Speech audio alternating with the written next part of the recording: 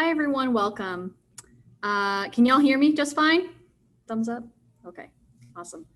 Thanks for coming to our National APAMSA Town Hall tonight. You can click the slide. Okay, so this is the agenda of the night. My name is Donna Tran, I'm the National President, and I'm gonna have a couple of opening remarks. And then Ms. Lena is going to be talking about why we're here, some current events, and the visual. And then afterwards, Mr. John and Mr. Rodan is going to facilitate our large group forums, and then we'll go into a breakout session. Okay, so some opening remarks. Like I mentioned again, my name is Donna Tran, for those of you who don't know me. I just wanna first of all, thank you so much for coming out tonight. We know that we put this together very quickly, but it's because there has been a very urgent need to address all the events that are going on and to basically lend you guys a voice so we can hear how we can best serve you. In recent events, it's been pretty disheartening. You guys have probably heard about the older Asian attacks, and even medical students don't go unscathed during these hard times. However, I do believe that there's a lot of hope in this situation. So we're here together to kind of brainstorm and see what we can do to help you out, to help your local chapters out, help your members out, and hopefully get some ideas on how we can move forward together. Okay, next slide. If everyone would be comfortable or able to go to this link, it should take you to a poll everywhere where the question at hand tonight that I'd want to check in about is how people are feeling. And feel free to use as many or as few words as you would like. And let's give people a few seconds to just get to this link and make sure that you don't forget how to spell Justin's name. And then we can take a moment and then go to the results, which will hopefully show up. We practice this a lot, guys, so hoping it works. Also, just FYI, this session is being recorded. So the large sessions are. So if you are not comfortable with that, just bear that in mind. Let's move maybe to the next slide. That's okay. What I might do actually is it okay if I share my screen briefly? That'd be fine. Okay, we're gonna do that instead. Just give me 1 second.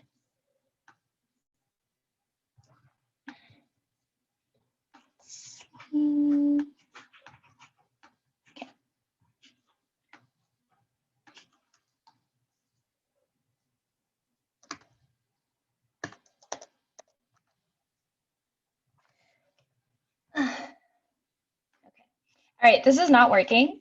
So what I'm gonna ask that folks do instead is share their answers in the chat, if you would be comfortable doing that. And I know that might be a little bit scary because your name is associated with it. So if you're not comfortable, that's okay.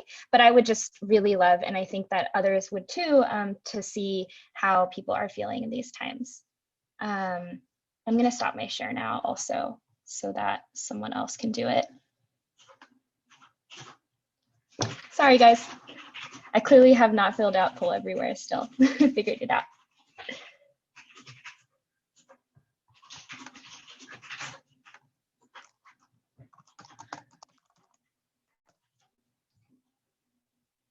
Awesome, answers are coming through in the chat. Thank you so much.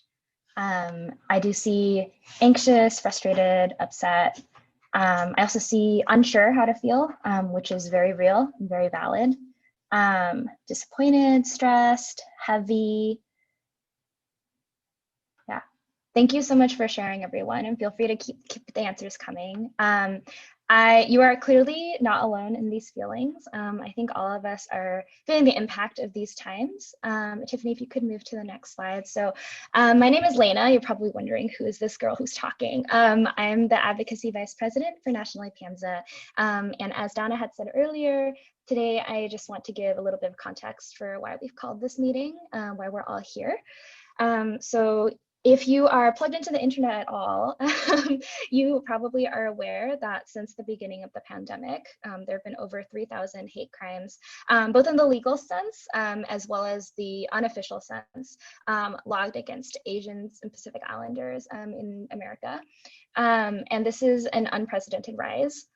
We have seen this before, actually, against our like South Asian American brothers and sisters right after 9/11. And it's this like this rise of hate and fear against people who look like us in response to current events. And in this case, of course, it's in response to COVID. And we do know also that these crimes tend to go unreported. And so 3,000 is probably an undercount. Next slide, please. And of course, all of this takes place in the context that, particularly for us, right, as healthcare students, we're very aware of the pandemic. We are aware that we ourselves, as well as our teachers and mentors, put ourselves at risk daily to take care of patients who are suffering from this pandemic. We have lost people to this pandemic. Over a third of the nurses, in particular, who have been lost to COVID are Filipino. And this is an incredibly staggering statistic. And there have been other healthcare workers and other professions from our community who've been lost as well. And so this is all already taking place in a backdrop of loss, right? Which, you know, it's March, which I feel like is this time last year is when the United States really started to take the pandemic seriously. So it's been a year of this. Next slide. And this hatred has resulted in lives lost as well, right? This is Mr. Vitra Ratanapakdi. He was 84 years old. He's a Thai American. Us in the Bay Area have been calling him Thai Uncle. And he was shoved in this random act of hate, and he died on January 30th, 2021. And so this is very real consequences for people's lives. Racism has very real consequences for people's lives. Next slide. And you can just go through this, Tiff. But this is not like the only headline that has struck our community, depending on where you are. This was a lot, but this is just a small sample of the events that our community has been dealing with recently. We've had lives lost to police brutality. We've had lives lost to mental health crises, to senseless violence, and we ourselves have also been targeted and spat on and called Chinese virus and been attacked. So this is incredibly, incredibly real. I heard a frustration from a friend who is here, and I hope that I am not, it's okay for me to share this, where somebody referred to our trauma at this moment as vicarious trauma. Vicarious meaning it is something we're experiencing secondhand because it's something that affects someone else, and we're not really affected. And I find that term, and my friend also found this term incorrect, right? This is not vicarious. We are experiencing this right now. This is our community, our loved ones, our family, people who look like us and our grandparents and our friends, people who are our friends. So it's not vicarious, it's real, and it's affecting us. And that's why we're here today, right? So before we move on from this, it was very heavy, and talk about, you know, how you all have been doing, how you've been experiencing this, and how National APAMSA can help. I wanted to start off that discussion with just a moment of silence. Feel free to take this moment to close your eyes if you feel safe and comfortable doing that. You don't have to, or just take a breath. But I just want to take a moment from our busy days to stop and remember that people have died. Right? Remember people who you've known, who you've lost, or people who you know whose lives have been affected by this. And just take a moment to recognize the pain that our community is going through, because it's a lot and sometimes other people don't recognize it.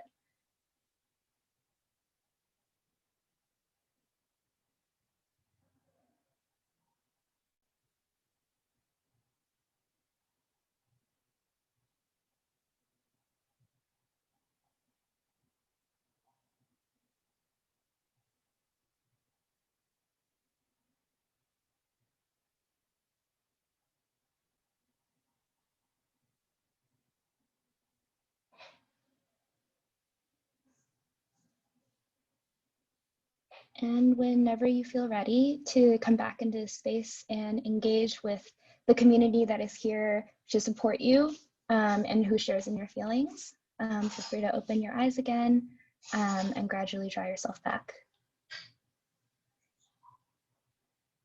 Thank you all for being here today and for showing up for our community.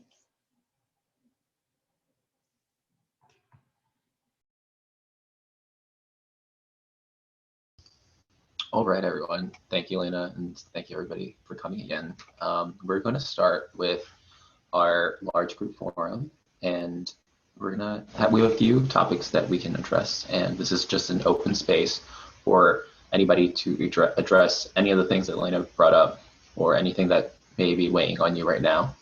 Some of the questions that we thought of include, how this issue with anti-API NH hate has affected you and your classmates, what resources or events has been helpful to you that you would like to share with us? How has your institution supported you or not? How can they do better? And how can us at National APAMSA support you? So with that, anybody can start. And I forgot to introduce myself. I'm John. I am the Health Affairs Vice President at APAMSA. Feel free to always shoot me an email if anything comes up. I just want to take a moment to introduce myself too. I'm Rodan. I'm the Diversity VP for APAMSA.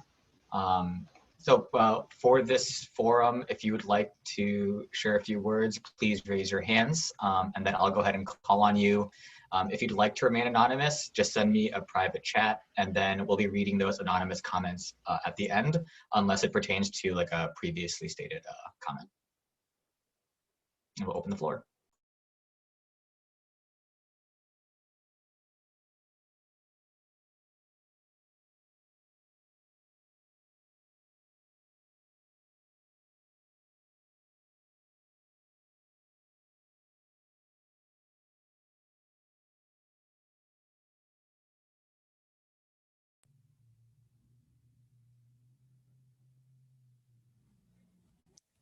I can talk about really quick a couple of things that National APAMSA is doing. So this is the first of like the town hall that we're going to do. And if people really like this forum and they like these small breakout group sessions, we could do definitely another one. We're also working on healing circles right now, spearheaded by our wonderful e-board.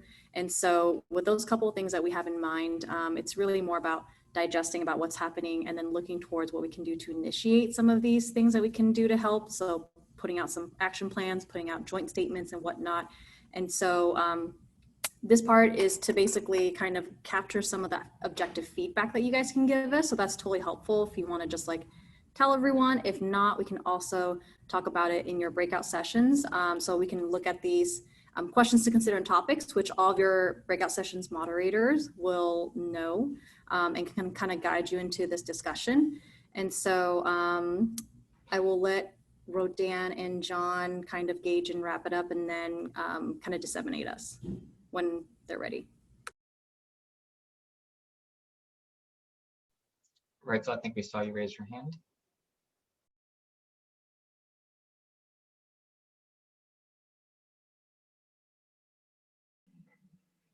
Did you say me? Oh, I'm sorry, I thought I saw you raise your hand on the thing. Did I? Oh, okay. Whatever, I'll talk.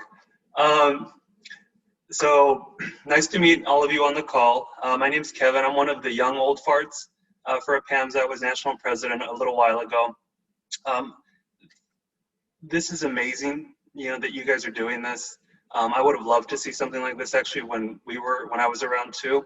This is really important as a space for healing not only yourselves and each other, but also the community at large, hopefully. So I think this is really cool. Take this space to think about your involvement in the public health messages that go out there that can affect the AAPI community on a local level, regional level, or even nationally. And then of course, share your stories.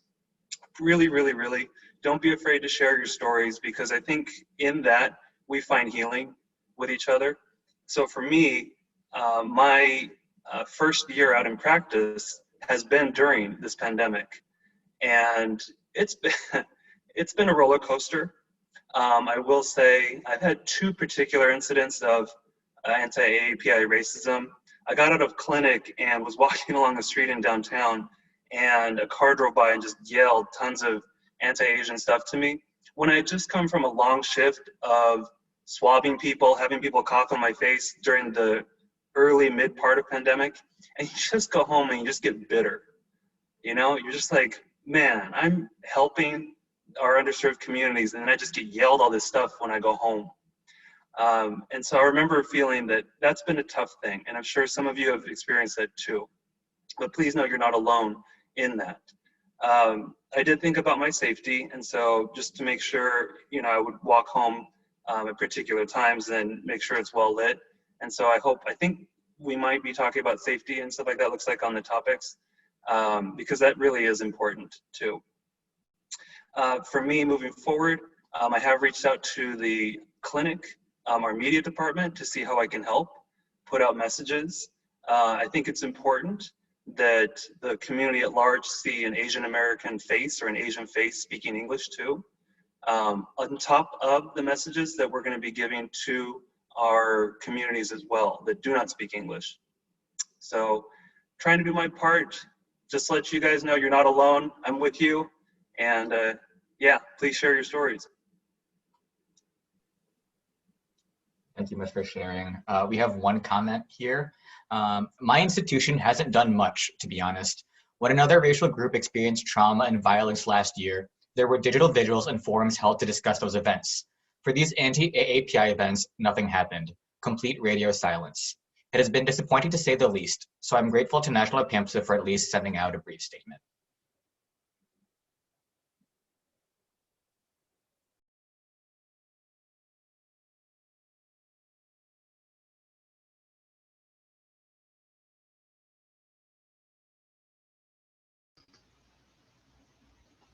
Go ahead, Emily. Hey y'all, my name's Emily. I am on the advocacy branch also, but I just wanted to like echo that sentiment that I feel like chapter wise, at least, so I go to Einstein. I don't know that I've seen a lot. I think maybe our chapters are not, well, I don't know if we can generalize, but like one thing that I've found is that a lot of my friends are not very practiced at discussing AAPI issues, even if they identify as Asian American. I think we have quite a bit of like kind of practicing to do if we're just like talking about our own issues. And I think that like that's why I'm so grateful for APAMSA and National APAMSA and like spaces like this where we can kind of do that. I think what's been striking to me is how like segregated all of my like contact with, especially the recent like anti-Asian violence has been. Like a lot of the conversation I've been a part of has been online, but in my like personal life, talking to like people face to face, I actually really haven't done any discussion. I feel like there's very little knowledge of what's happened. And I think that even kind of is reflected in how the news broke to like pop culture and mainstream media too. It was all on like social media. So I think it's been interesting for me to see like all this dialogue happen online, and even the people that I'm talking to, like they're all friends from other places. But like in my personal life, I feel like there's a lot to like a long way to go to like before we start having those conversations.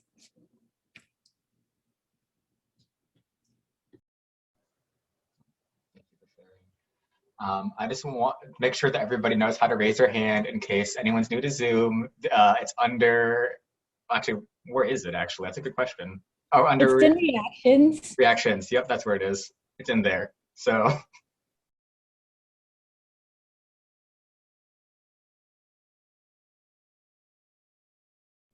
I guess another question I wanted to pose is like, has anyone had a chat, like feel like their chapter has responded or their institution has responded well, or like what do they wish? Like, I feel like I know what's happening from like national APAMSA level, and maybe a lot of us here do, but like, I'm wondering from like a local chapter level, if anyone has thoughts there. Michelle?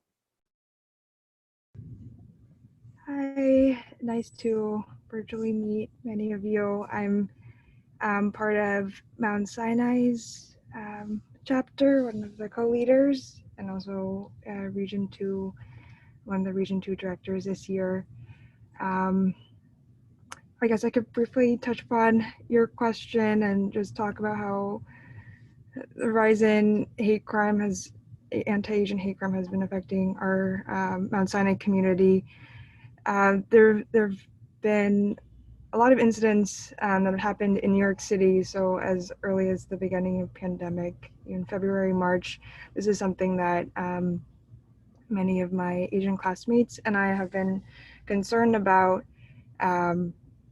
And we reached out to our Mount Sinai admin to ask about resources that they might offer to us. And so we had they have these chats for change, like race bias initiative, where a whole health, various people in the health system came and they talked about how they were also feeling those same feelings of bitterness. And we asked admin for support, and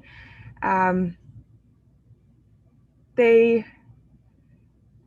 didn't really do much for us at the time. They said that they would consider extra security.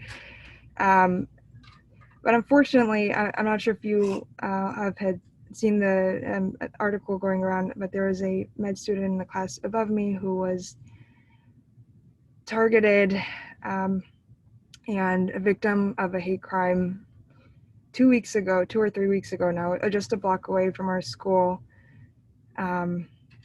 She was walking either to a rotation or from a rotation, I'm not sure, like 10:30 a.m. and in broad daylight was attacked, called Chinese virus, and no one stepped in, no bystanders stepped in, and she had to call the police. And it was just really horrid to that this happened so close to our institution. Luckily, she was okay.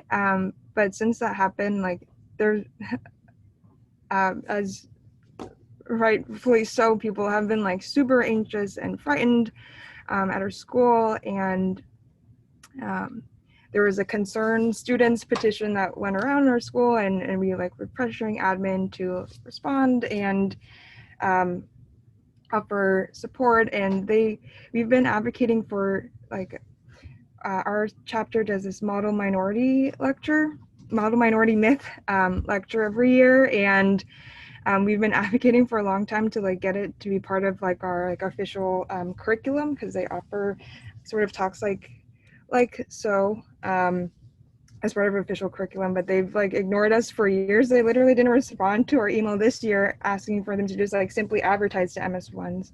Maybe they were busy with other things, but finally, it's just really sad how like the same things you know happened with Black Lives Matter, but there are issues that persist for a long time, and it's just like one event where finally something really terrible has to happen, apparently, for like admin or people in charge to like step up and do something about it. But it's really horrible that it happened. Luckily, she's like doing okay, but we're taking this time to ask our institution to listen to us, add in the model minority myth, consider AAPI events and the race and bias programming that they do, and offer more. We were also asked them to offer bystander training to our med school as well. So hopefully they'll listen to some of the things that we asked for. Yeah.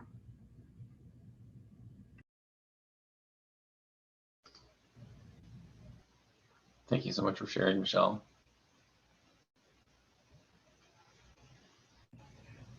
But then it was really, we got together as like informally 2 nights ago. We had like a boba talk where we were trying to just process what happened, and people are just super scared. People were talking about how to like order pepper spray because you can't like just buy it on Amazon and by New York state law or whatever.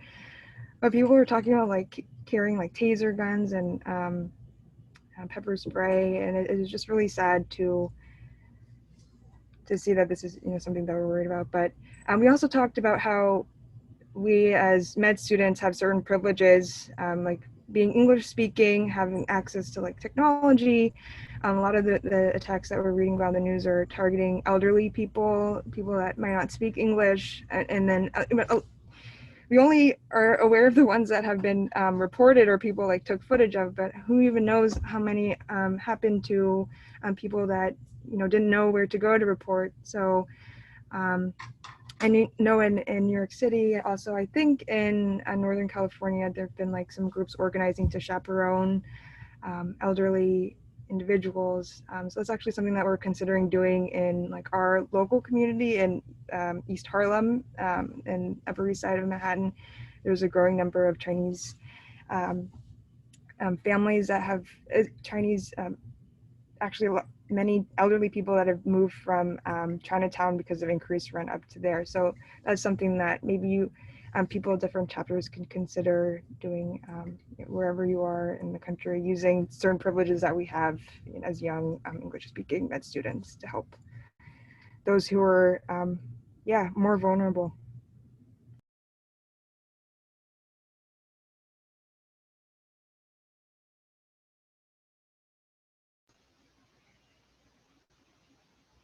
Go ahead, James. Hello, my name is James. I'm a fourth-year med student from the Medical College of Wisconsin in Milwaukee, Wisconsin. And I think in terms of like institutional reporting, there's almost been I think there's been no reporting or no like acknowledgement of AAPI violence from our school. I think that that's a component of like two problems. Like one is, I think in general, the media coverage for these issues in AAPI violence has not been there in terms of like if they care about like AAPI violence happening in Milwaukee, they wouldn't know or they wouldn't have heard of anything going on because there's been no coverage. So it's unclear like the severity of the situation. And then the other part is, I mean, Wisconsin is definitely, there's not a lot of Asians here. Specifically in Milwaukee, there's more like Hmong population in terms of like specific Asian demographics. So there's been no specific institutional messaging. And in terms of, I think I'm a fourth year, so I'm a little removed from like what the current board is doing and like our chapter. But for like our friends in fourth year, we kind of just like talk amongst ourselves and kind of process stuff that's going on. And I think another thing that the institution isn't, like MCW specifically isn't considering, is a lot of our students who are Asian API are coming from different parts of the country, like California, and places where, you know, maybe their family members or people they know are going through violence. And there isn't really acknowledgement of that, or like that's not brought to light. And those students are, you know, suffering in terms of having to deal with that, and, you know, being in an institute that's not like acknowledging that things are going on. Thanks for sharing, James. We are going to transition now into our smaller breakout rooms. This was a really terrific start to the conversation, and I hope, you know, more people will feel comfortable sharing and find some healing during the time that we have. We're going to go to a breakout rooms for about 30 minutes, and we'll broadcast an announcement and a countdown over the announcements. So, do you have anything else to add, Rodan? No, I think we're good. Cool. Without further ado, we're going to hopefully slowly break us up into smaller groups. Sit tight.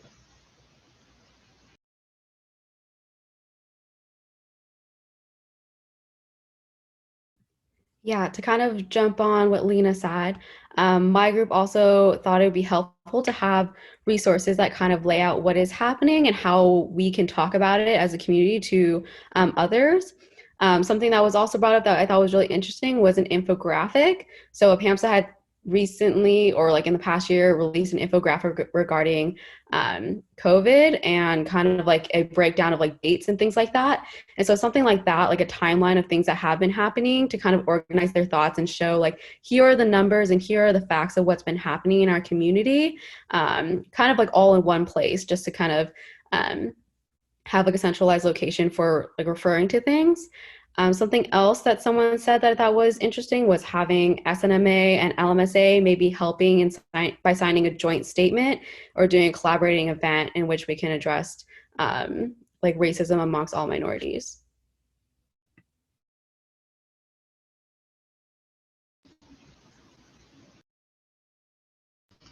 Dan, do you want to go? Oh, sure. Yeah, so kind of to jump on what Tiffany has mentioned, that's something that came up in our group as well. Working with our local allied organizations, if they're available at our schools, especially when something that was brought up was kind of navigating that space as PRC and finding ways to support each other. And also, kind of leaning on the chapters that are there. So I think one example that was brought up was just, I guess prefer like my chapter personally, as a newer APAMSA chapter, our SNMA has kind of a longer relationship with our faculty and staff. So it's much easier for them to kind of help us kind of navigate the area as well. So really leaning on our allied orgs.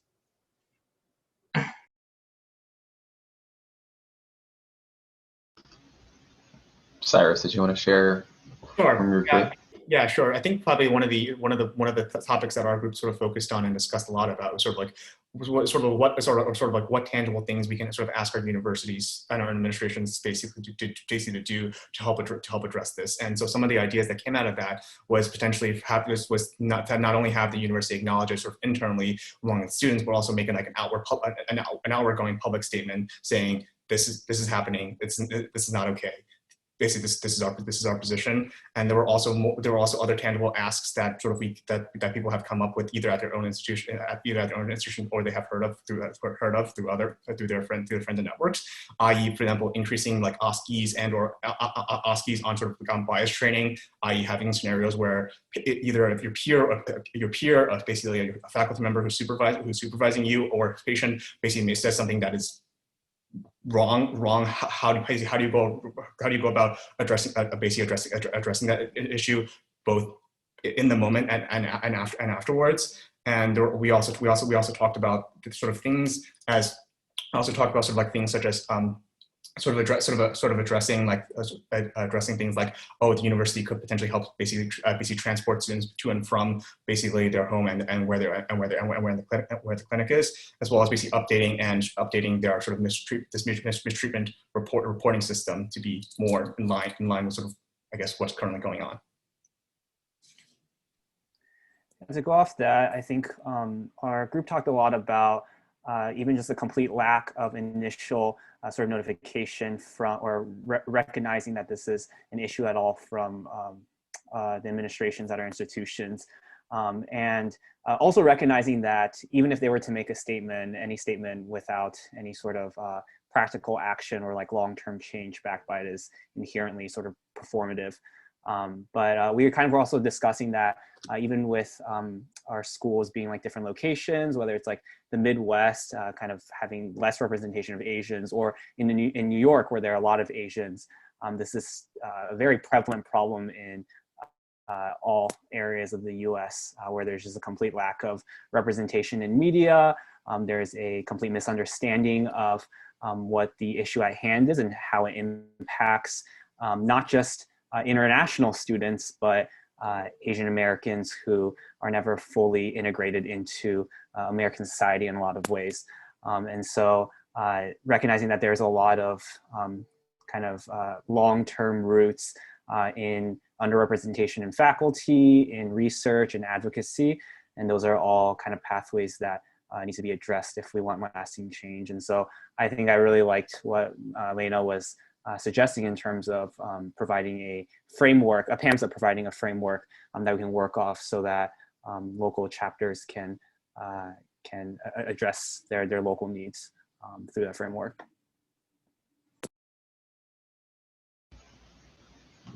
Yeah, I can just wrap up this section just by sharing some thoughts that my group came up with. Is that I think a lot of it has been touched upon already, but a lot of y'all, I think, wanted some action items, something more tangible and practical, like a conversation starter, because just kind of like, I think it was Emily who said in the larger group, like, we're not really practiced in speaking about API issues as much as maybe, well, obviously medicine or other things. And there's the topic of fatigue that was brought up, just like, any other minoritized group. It kind of seems like the burden has been passed on to people, probably everybody who's in this room today. So that's something that maybe National APAMSA can help with, just to maybe lift some of the burdens off of y'all and to support each other. And I hope I didn't miss anything else. I just tried to lump everything together, but this was terrific. I also wanted to add that something we discussed was how we can disseminate resources to our communities about where they can report, especially because some people in our group, we come from, or we're in locations where there's a very small Asian community. We don't know how comfortable they feel about speaking out about things that might be happening to them when they don't have like big support in their community. So how can we disseminate information about where they can report what's happening to them? I think that would be a great thing for National APAMSA to do.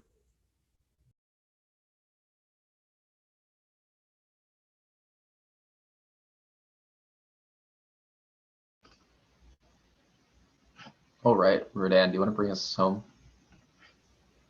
Sure. I just want to thank you all again on behalf of National APAMSA for coming out tonight and being part of the community. If you have any final comments or suggestions for us, please shoot us an email. Donna's graciously put her email up here on the slide. And again, if you or your organization, local chapter, school did anything, please feel free to reach out and stay safe out there, and please take care of yourselves. This work is hard, advocacy is hard, and it's a tough time for the country and for everyone. And one last thing, we'll be sure to send resources out in the minutes to this and the recording in a following email. So just watch out for that. All right, thank you, everybody. Hope you all have a great follow-up night. email will be sent out, so keep it a lookout for that as well. Thank y'all for coming. Thank you, guys. Thank you.